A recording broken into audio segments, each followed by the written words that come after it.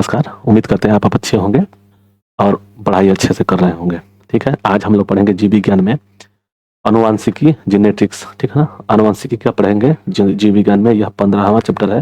ठीक है, तो आगे हम लोग क्वेश्चन पर चलते हैं। ठीक है, क्वेश्चन है आनुवंशिकता के जनक कहे जाते हैं। आनुवंशिकता के जनक कहे जाते हैं लैमार्क, डार्विन, मेंडल, खुराना। तो इसका आंसर हो जाएगा मेंडल। आनुवंशिकता के जनक कहे जाते हैं मेंडल, ग्रेगर जॉन मेंडल। आगे हम लोग देखेंगे आनुवंशिकी इकाई है क्रोमोसोम, राइबोसोम, जीन, लाइसोसोम।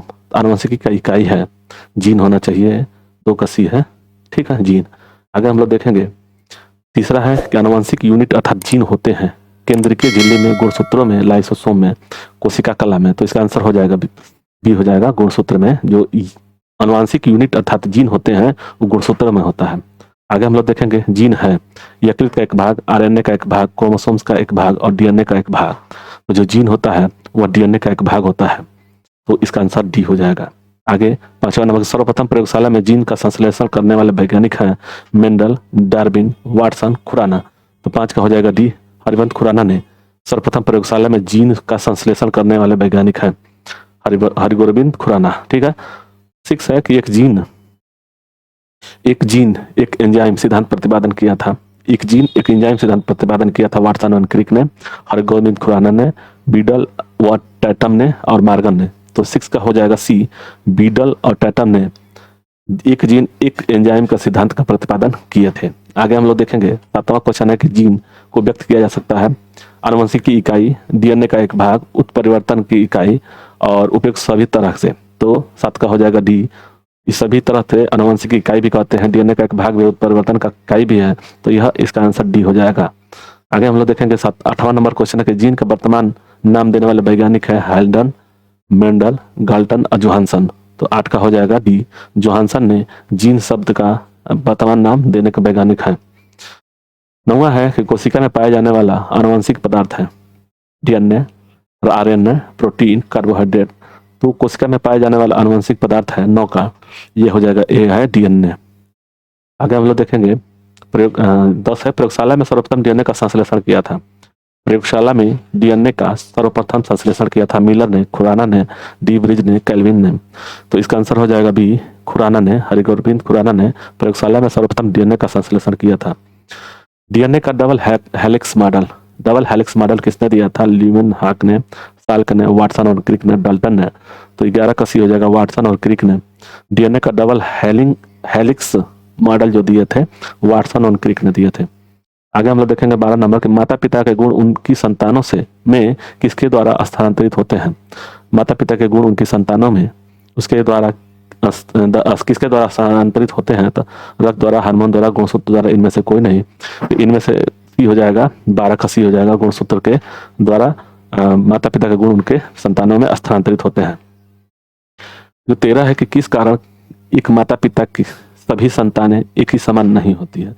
इस कारण एक माता पिता के सभी संतान एक समान नहीं होती है। आनुवंशिक विभिन्नता, वातावरण की विभिन्नता, उन दोनों इनमें से कोई नहीं।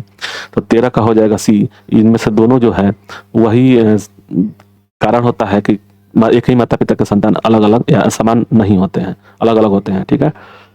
14 है कि मनुष्य के द्विगुणित क्रोमोसोम की संख्या कितनी होती है? द्विगुणित क्रोमोसोम की संख्या कितनी होती है?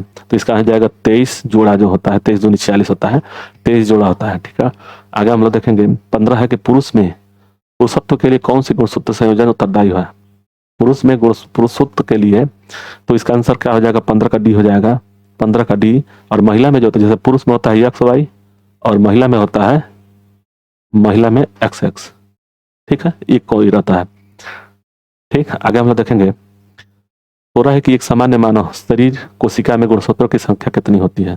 तो वह एक यहाँ पे दिया था ना कि गुणसूत्रों की जोड़ी कितनी होती है द्विगुणित। तो यहाँ पे हो जाएगा 16 का डी हो जाएगा, 16 का डी 46 हो जाएगा। 23 जोड़ी होता है, 46 माना जाता है। ठीक है। मनुष्य में नर का गुणसूत्र सम्मिश्रण होता है, नर का गुण सम्मिश्रण होता है। तो 17 का हो जाएगा बी। ये पुरुष का है और एक्स जो होता है महिला का होता है। आगे हम लोग देखेंगे नवजात शिशु के लिंग निर्धारण किसके वंशागत हुए गुणसूत्र द्वारा किया जा सकता है? पिता, माता की माता, पिता का पिता। तो इसका आंसर हो जाएगा पिता के। 18 का बी हो जाएगा कि नवजात शिशु का जो लिंग निर्धारण होता है किससे होता है? तो पिता के वंशागत गुणसूत्र के द्वारा किया जा सकता है। 19 है कि एक सामान्य मानव शुक्राणु में ऑटोसोम की संख्या कितनी होती है? एक सामान्य मानव और शुक्राणु में ऑटोसोम की संख्या कितनी होती है? 20 जोड़ी, 21 जोड़ी, 22 जोड़ी और 23 जोड़ी। तो इसका आंसर हो जाएगा 19 का, सी हो जाएगा 22 जोड़ी। ठीक है, अब +1 एक एक्स या वाई रहता है, ठीक है ना, तो वही 23 जोड़ी होता है। आगे हम लोग देखेंगे मनुष्य के में क्रोमोसोम से मिलने वाले बालक का जन्म होता है पुरुष का एक्स व स्त्री का एक्स, पुरुष का एक्स या स्त्री का वाई, और पुरुष का वाई तथा स्त्री का एक्स, और पुरुष का यक्स क्या दिया है कि मनुष्य बालक का जन्म देता है। ध्यान रहे, तो इसका हो जाएगा 20 का सी हो जाएगा कि पुरुष का वाई और स्त्री का यक्स होना चाहिए। ठीक, अगर मान लीजिए यक्स तो महिला का यक्स होता है, तो पुरुष का अगर वाई मिलेगा तो क्या हो जाएगा, वह हो जाएगा बालक। ठीक, अगर वहीं पे यक्स पुरुष का मिल गया तो हो जाएगा बालिका। ठीक है, तो ये ध्यान रहे। और 20 नंबर यही हो गया, 20 का हो गया सी। आगे हम लोग देखेंगे किसी के निम्नलिखित में से एक लिंग संलग्न होता है। एक लिंग संलग्न कुष्ठ रोग, क्षय रोग, वरांधता, ल्यूकीमिया। एक लिंग संलग्न होता है तो 21 का क्या हो जाएगा, 21 का हो जाएगा सी। वरांधता जो होता है वह एक लिंग संलग्नता होता है, मतलब कि यह जेनेटिक होता है वरांधता। हीमोफिलिया में हीमोलिसिस होता है, रक्त का थक्का नहीं बनता है, आरबीसी चिपक जाते हैं, डब्ल्यूबीसी सभी को भक्षी को हो जाते हैं, कोशिका भक्षी हो जाते हैं। हीमोफिलिया तो 23 का हो जाएगा, बी हो जाएगा, रक्त का थक्का नहीं बनता है हीमोफिलिया में। आगे हम लोग देखेंगे मनुष्य में लाल हरित वर्णदाता को जाना जाता है, लाल हरी वर्णदाता को माना जाता है, जाना जाता है मनुष्य में लाल हरी वर्णदाता को जाना जाता है प्रोटोनोपिया के रूप में, ड्यूटेरानोपिया के रूप में, यूट्रिक दोनों के रूप में, और मार्फेंस सिंड्रोम के रूप में। तो जो लाल और हरा के लिए अगर नहीं दे, वर्णदाता में लाल और हरा दिखाई नहीं देता है, तो यही पूछ रहा है कि इसमें से ऑप्शन में कौन सा होगा। तो 24 का सी हो जाएगा, उपयुक्त दोनों। इसको प्रोटोनोपिया के रूप में भी और ड्यूटेरानोपिया के रूप में भी जाना जाता है। आगे हम लोग देखेंगे 25 कि एक वर्णांध पुरुष की विवाह, पुरुष का विवाह दूसरे वर्णांध पुरुष की सामान्य पुत्री से हुआ तो संतानों में क्या होगा? सभी पुत्रियां वर्णांध, सभी पुत्र वर्णांध, आधे पुत्र वर्णांध, कोई भी पुत्र वर्णांध नहीं है। तो 25 का हो जाएगा, 25 का सी हो जाएगा, आधे पुत्र जो होंगे वर्णांध होंगे, वर्णांध।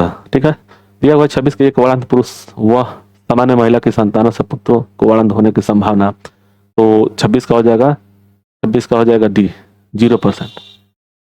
एक वर्णांध पुरुष और सामान्य महिला की संतानों में पुत्रों के वर्णांध होने की संभावना 0% हो जाएगा। इससे पहले क्या था कि एक वर्णांध पुरुष और दूसरे वर्णांध पुरुष की सामान्य पुत्री से हुआ तो आधे पुत्र वर्णांध होंगे। अच्छा, 25 का हो जाएगा सी। चलिए आगे देखते हैं। 27 है कि शिशु का पितृत्व स्थापित करने के लिए निम्नलिखित में से किस एक तकनीक का प्रयोग किया जाता है? प्रोटीन संश्लेषण, गुणसूत्र गणन, डीएनए फिंगरप्रिंटिंग और डीएनए का मात्रात्मक विश्लेषण। तो शिशु का पितृत्व स्थापित करने के लिए डीएनए जो फिंगरप्रिंट किया जाता है, तो इसका उत्तर जो है 27 का सी हो जाएगा, डीएनए फिंगरप्रिंटिंग किया जाता है। ठीक, ये है जीन शब्द। 28 है जीन शब्द किसने बनाया था? डी ब्रिज ने, WL जोहानसन, जी मेंडल और TH मॉर्गन। तो 28 का क्या हो जाएगा, बी हो जाएगा, WHL जोहानसन ने जीन शब्द का किसने बनाया था? मैंने जीन शब्द किसने बनाया था? तो WL जोहानसन ने बनाया था। आगे हम लोग देखेंगे वर्णांधता वाले व्यक्ति को लाल रंग दिखाई देता है, दिखाई देगा, वर्णांधता वाले व्यक्ति को लाल दिखाई देगा हरा में, जिसे हरा और लाल में ही कंफ्यूजन होने लगता है। तो पीला है, नीला, हरा है, बैगनी है, तो इसका आंसर 29 का सी हो जाएगा, 29 का सी हो जाएगा हरा। आगे हम लोग देखेंगे एक वर्णांध पुरुष एक सामान्य महिला से विवाह करता है, वर्णांधता के लक्षण होंगे उसके पुत्रों में, पुत्रियों में, पुत्रों के पुत्रों में, पुत्रियों के पुत्रों में। तो 30 का हो जाएगा डी, 30 का हो जाएगा डी, पुत्रियों के पुत्रों में। आगे हम लोग देखेंगे निम्नलिखित में से कौन सी व्याधि आनुवंशिक है? हीमोफीलिया, ट्यूबरकुलोसिस, कैंसर, पेचिस। तो ये है 31 का, ये हो जाएगा हीमोफीलिया जो होता है वह आनुवंशिक होता है, आनुवंशिक रोग होता है हीमोफीलिया। डीएनए प्रतिशत के डीएनए अंगुली छाप तकनीकी का उपयोग किसके संसूचन के लिए किया जाता है? अल्जाइमर रोग, विवादित जनकता, एड्स और पित्त ज्वार। तो डीएनए अंगुली वही फिंगर छाप है, डीएनए फिंगरप्रिंट जो होता है किसके लिए किया जाता है? तो यह होता है, इसका हो जाएगा 32 का 32 का बी हो जाएगा विवादित जनकता के लिए, मतलब पिता कौन है उसके पता लगाने के लिए। गुणसूत्र में होते हैं 35 के गुणसूत्र में होते हैं डीएनए और लिपिड, आरएनए और एमिनो एसिड, डीएनए और प्रोटीन, आरएनए और शुगर। गुणसूत्र में क्या क्या होते हैं, तो 35 का हो जाएगा सी, डीएनए और प्रोटीन जो होता है ये सी है। तो गुणसूत्र में होते हैं डीएनए और प्रोटीन। आगे हम लोग देखेंगे 34 की, डीएनए अंगुली छाप का प्रयोग किसकी पहचान के लिए किया जाता है, माता पिता, बलात्कारी, चोर, इनमें सभी। तो डीएनए अंगुली छाप, यह अंगुली छाप मतलब डीएनए फिंगरप्रिंट बोलते हैं उसको। तो 34 का हो जाएगा डी, इन सभी के लिए ये डी है, ठीक है। आगे हम लोग देखेंगे 35 है कि जीनेटिक्स निम्नलिखित में से किसका अध्ययन है। जीनेटिक्स निम्नलिखित में से किसका अध्ययन है, मेंडल का नियम, आनुवंशिक और विचरण, डीएनए संरचना, जैव विकास। जीनेटिक्स जो होता है किसके अध्ययन का, किसका अध्ययन है, तो निम्नलिखित में किसका अध्ययन है, तो 35 का हो जाएगा डी हो जाएगा आनुवंशिक और विचरण का। आगे हम लोग देखेंगे 36 है कि लैंगिक जनन में आनुवंशिक विचरण कैसे होता है। लैंगिक जनन में आनुवंशिक विचरण कैसे होता है, जीन में के सम्मिश्रण में, क्रोमोसोम के बदलाव में, जीन के मिश्रण में, उपयुक्त सभी। तो 36 का हो जाएगा डी हो जाएगा उपयुक्त सभी। आगे 36 के बाद 37 देखेंगे, जीन के भीतर अनुक्रम आधार परिवर्तन होता है। जीन के भीतर अनुक्रम आधार परिवर्तन होता है, प्रजनन, प्रतिरूपण, उत्परिवर्तन, संयोजन। जीन के भीतर अनुक्रम आधार परिवर्तन कहलाता है। तो 37 का हो जाएगा सी, उत्परिवर्तन। आगे 38, टर्नर संरक्षण वाले क्रोमोसोम का विवरण है। टर्नर संरक्षण वाले क्रोमोसोम का विवरण है, क्या है, ये दिया हुआ है कि 44A plus XO, 44A plus XXX, 44A plus XXY, और ये इसमें है कि 44A प्लस XYY। तो इसका आंसर हो जाएगा ए, ये हो जाएगा टर्नल संरक्षण वाले क्रोमोसोम का विवरण होता है 44A प्लस XO। तो इतना ही इसमें आनुवंशिकी जो 15 अध्याय था, 15वां अध्याय आनुवंशिकी में 38 क्वेश्चन था। तो आप हम लोग इसको अध्ययन किए, आगे देखेंगे 16वां अध्याय, ठीक है। तो आप लोगों को वीडियो अच्छा लगे तो लाइक शेयर सब्सक्राइब करें और लाइक जरूर करें, जिससे मोटिवेशन बढ़े। बड़ा मेहनत लगता है इसको बनाने में सर, आप लोग थोड़ा ध्यान दीजिए हमारे अपने यूट्यूब के चैनल पे और लाइक से सब्सक्राइब करें। धन्यवाद।